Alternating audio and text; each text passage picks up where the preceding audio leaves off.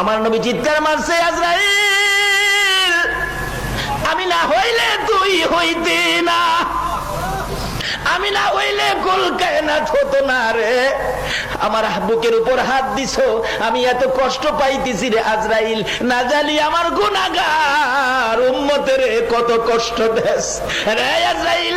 আমি রাসূল তোরে এই মুহূর্তে বলে দিলাম, আজ থেকে কিয়ামত পর্যন্ত আমার গুনাহগার এতিম উম্মতের জান খানদান করবি রে। আমার উম্মতের সকল ব্যথাগুলো আমি নবীর বুকের উপর চাপাইয়া দে। আমার আল্লাহ বলেন, বন্ধু দিতে হবে না, চাপাইতে হবে না, এই দরখাস্তটা করার জন্য একটু ব্যথা তোমাকে দিলাম। এবার আজরাইল বলেন, ইয়া রাসূলুল্লাহ আমি কথা দিলাম, আপনার উম্মত যারা হবে, আপনার আশেক যারা হবে, আপনার পাগল যারা হবে, আপনার কথা যারা মানবে, আপনার তরিকায় যারা চলবে, ওই আপনার উম্মতের জন্য আমি তো জান খানদান করার ব্যথা দিব না।